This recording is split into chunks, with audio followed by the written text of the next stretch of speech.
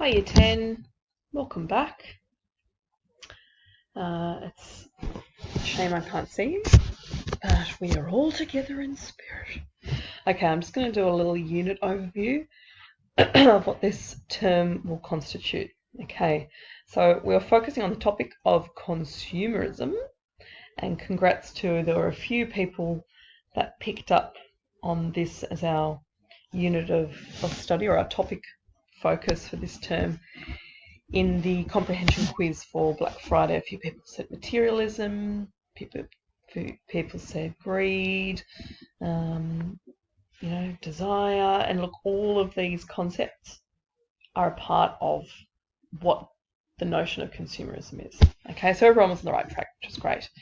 Okay, so we will be looking at consumerism, and we might also look at some anti-war content as well, depending on how we go for time. So our prescribed text is from the poetry of Bruce Dahl, who is an Australian poet. And essentially what we're aiming for with our outcomes, we want to start appreciating poetry and how poetic devices shape meaning. Our outcomes are to improve our analytical writing.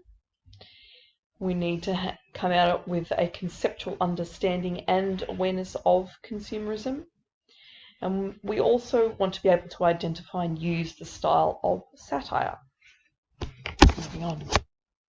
Okay, so a little bit more detail about our prescribed text. So we'll be exploring several poems from the anthology of Australian poet Bruce Dahl. And it is actually, it's actually rather timely that we are looking at Bruce Dahl's work for several reasons. First of all, poor old Bruce, he died a few months ago, but he had a great innings. I think he was 93 or 95. Worked for a long time, produced lots of poetry, published lots of poetry. He was an academic, still lecturing at uni into his 70s, and a prolific social commentator in Australia. So it's really interesting because a lot of his work has recently been revived as an homage to his contribution to Australian literature.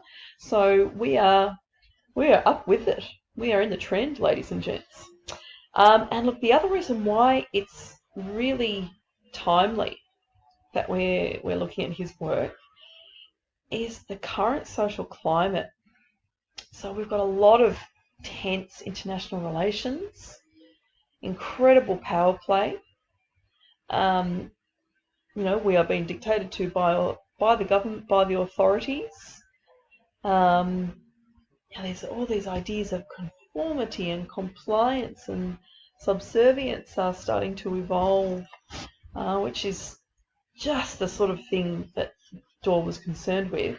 And he also had a really particular interest in Western culture and ideals versus Eastern culture and ideals, which we now are faced with and will be fundamentally affected if relations between the West and China continue to go pear-shaped. So, look, the poetry is so relevant to us, even though written in majority of the poems we will look at are from the 90s.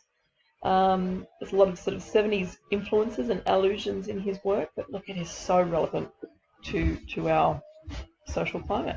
So, whoop-de-doo!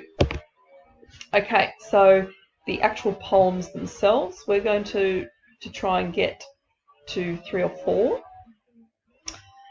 from his collection. We're going to start with Americanized, and probably focus more on abandonment of autos and the not so good earth.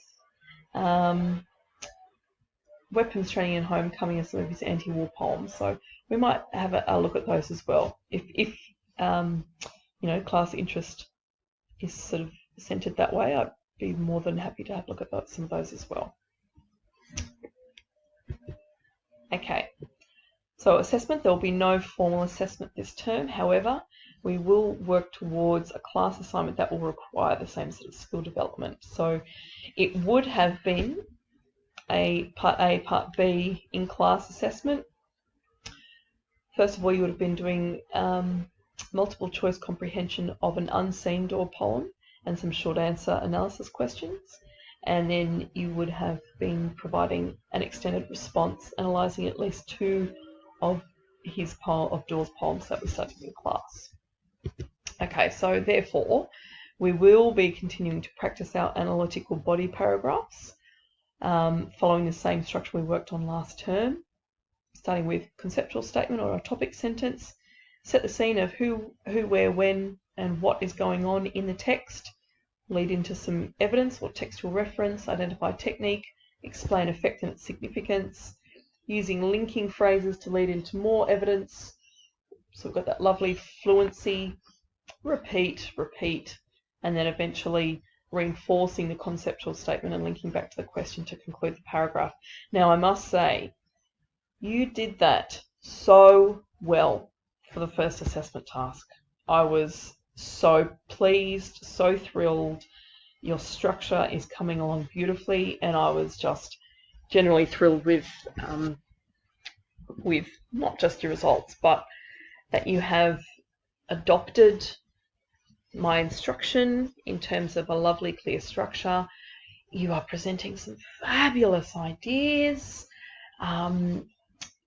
You know, your thematic and sort of conceptual understanding of prejudice was really mature. So bravo, Year 10, and keep this going. We want this structure to become second nature.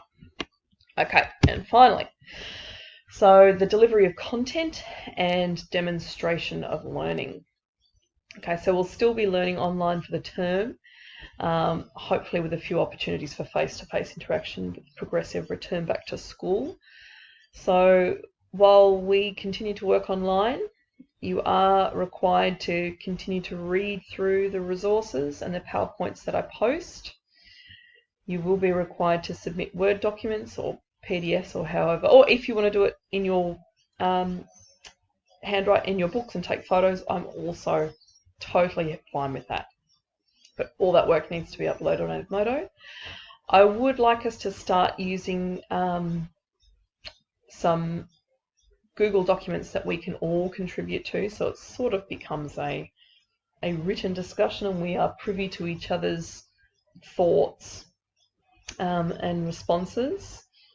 But obviously we have to use this format appropriately.